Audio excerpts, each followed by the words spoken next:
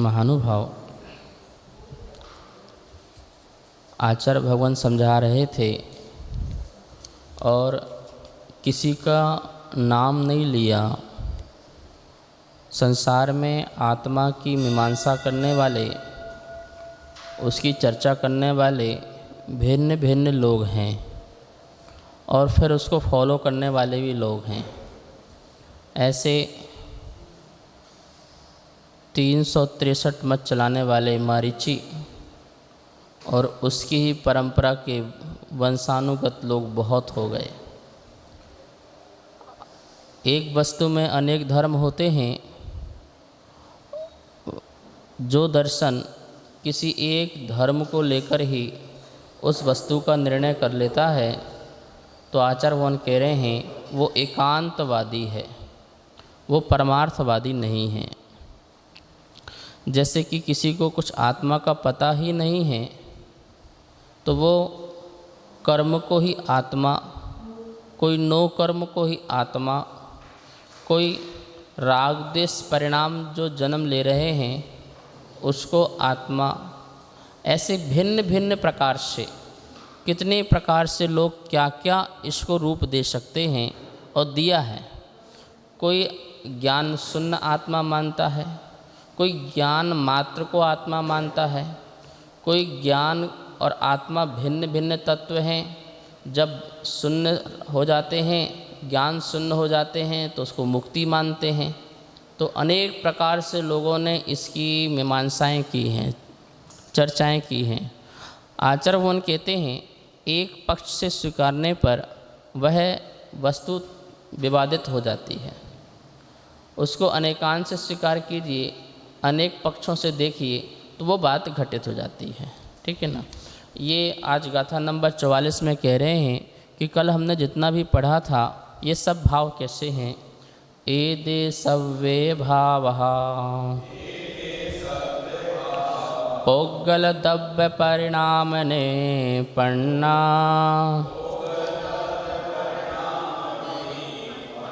केवली जिणे ही भणिदा किहिते जीवोतिवोचन्ति।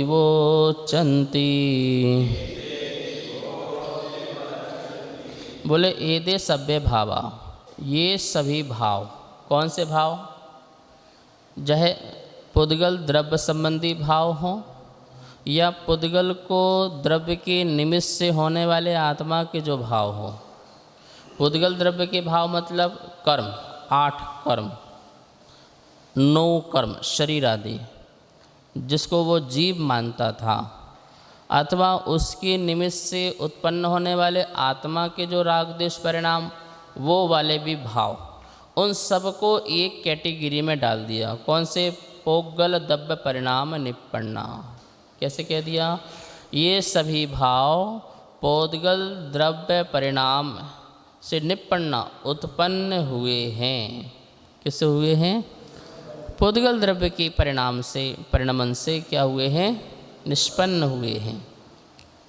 ऐसा केवली जिणे भणिदा, ऐसा केवली जिनेन्द्र भगवान ने कहा है। जीव के परिणमन से शरीर नहीं बना। ठीक है ना। क्या कह रहे हैं? जीव के परिणमन से शरीर नहीं बना, पुद्गल के स्वयं के परिणमन से क्या बना? शरीर। तो जीव का परिणाम, जीव निमित्त मिला ऐसे परमाणुओं को कलेक्ट करने में, ऐसे परमाणुओं का संग्रह करने में। लेकिन परमाणुओं में जो परिणमन है वो स्वयं का अपना परिणमन है। ठीक है। जैसे मकान है, इस मकान को बनाने में कौन कारण है? मनुष्य आदि जीवादि कारण हैं, बाह्य। ठीक है ना। लेकिन स्वयं इसका अपना जो परिणमन है वो इसका स्वयं का है। तो ऐसे ही बोल रहे कि जैसे खाट होती है, तो खाट में आठ चीज़ होती हैं, 4 और 4 ऊपर, कितने हो गए? 8। तो बोले ये 8 जो हैं वो अपनी वस्तु है, और उसमें लेटने वाला जो है वो क्या है? अलग है। अथवा उसे बनाने वाला जो है वो क्या है? भिन्न है, अलग है, वो बाह्य हुआ। ऐसे ये खाट जो है ये शरीर है, एक हार्ट जो शरीर है अथवा कर्म है, 8 कर्म है, 9 कर्म है, ये स्वयं ही भिन्न पदार्थ हैं, इनका परिणाम अपना अलग है। उसमें लेटने वाला, उसमें रहने वाला, उसका परिणाम अलग है। निमित्त नैमित्तिक संबंध बनते हैं। निमित्त नैमित्तिक समझते हो?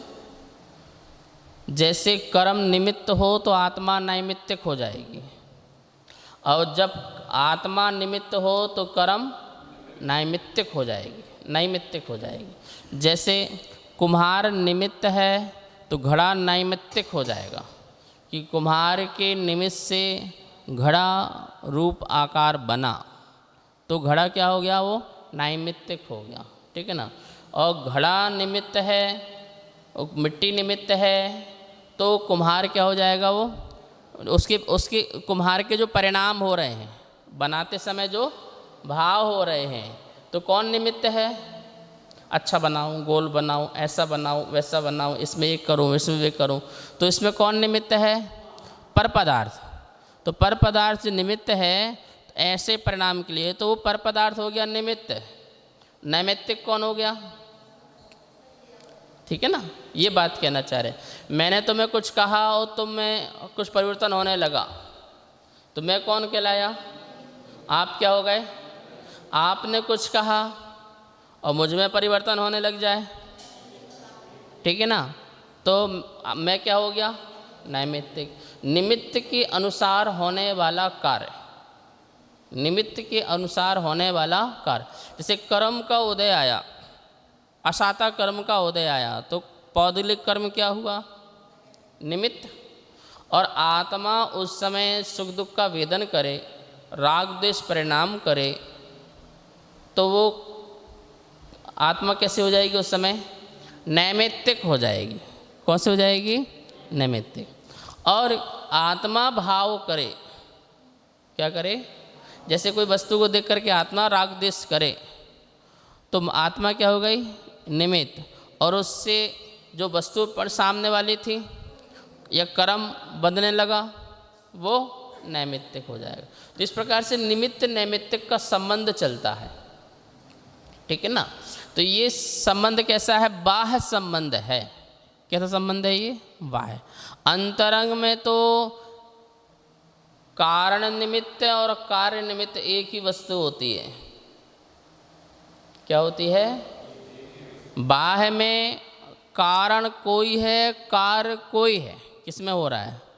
एक कार्य में अनेक कारण हो सकते हैं। बाह्य में एक काम होना है और कारण कितने हो सकते हैं? दूध गर्म करना है तो कितने कारण चाहिए? गैस भी चाहिए, गैस भी चाहिए, और सिलेंडर भी चाहिए, और आदमी भी चाहिए, बर्तन भी चाहिए, कितने सारे चाहिए, लाइटर भी चाहिए।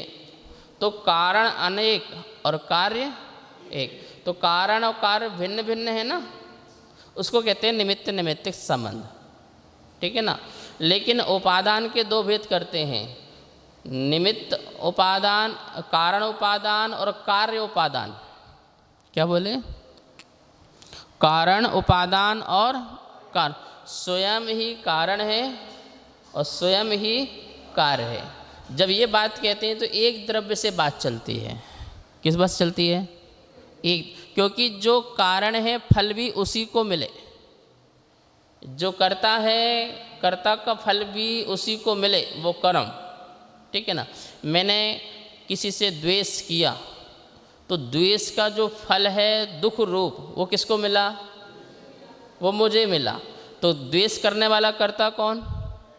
और द्वेष का फल जो दुख रूप है वो कौन? तो कारण और कार्य एक हो गया ना, ये निश्चय हो गया। ये निश्चय हो गया कि कर्ता कर्म दोनों क्या हैं? एक हैं। अब बाहर का जब निमित्त देखते हैं तो बोले नहीं, तुम निमित्त बने मेरे को द्वेष पैदा करने में। ये मकान निमित्त बना, ये लोग मुझे बने, मुझे क्रोध में निमित्त। तुम नहीं आते तो मुझे क्रोध नहीं होता, तुम नहीं मिलते तो मुझे राग नहीं होता। तो किस पर डाला गया? व्यवहार पर। व्यवहार में, इसलिए व्यवहार भी मिथ्या नहीं है। आचार्यों ने यदि वर्णन किया है तो न्याय युक्त है, क्योंकि यदि व्यवहार को निकाल देते हैं तो जीव सदा के लिए अबद्ध हो जाएगा। कर्म रहित हो जाएगा, शरीर रहित हो जाएगा। क्यों?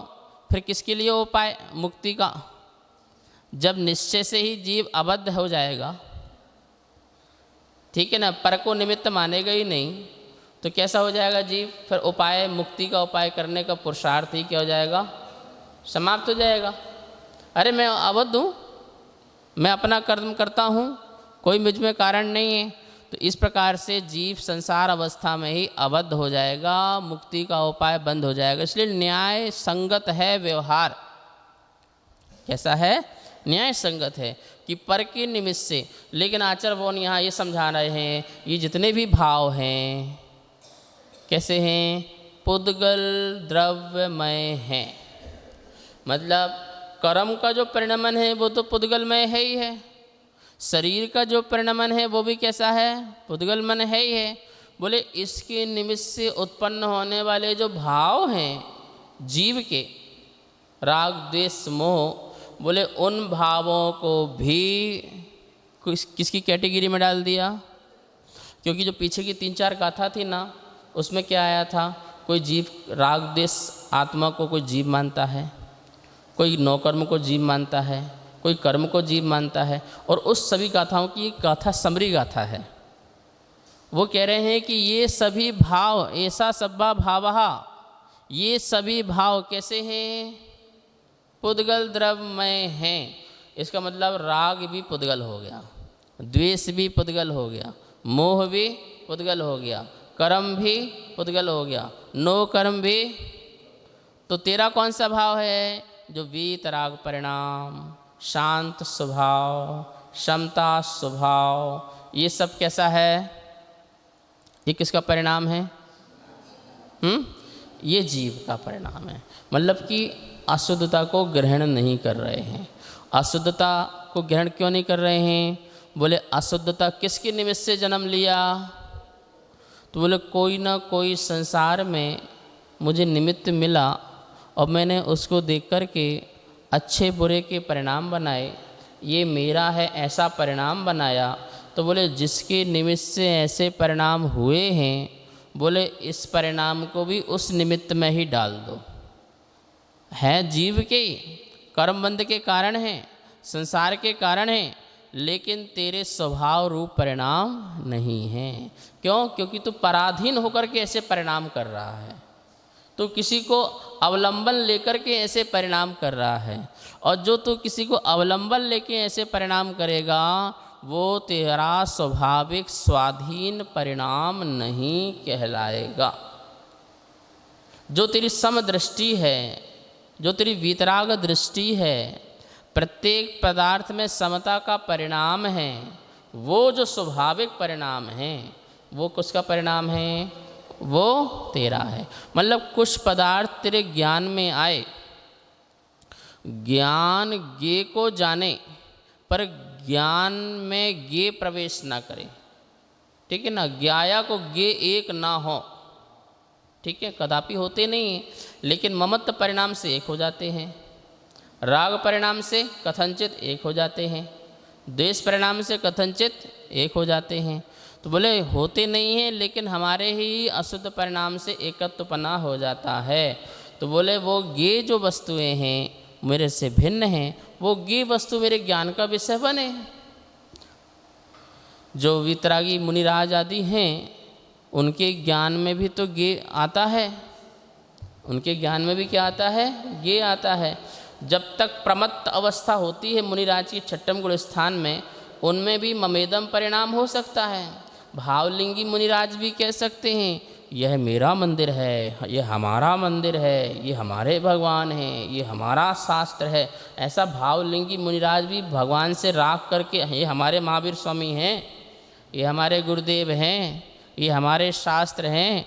ऐसी प्रमत्त दशा में तो उनके भी परिणाम ऐसे आ सकते हैं।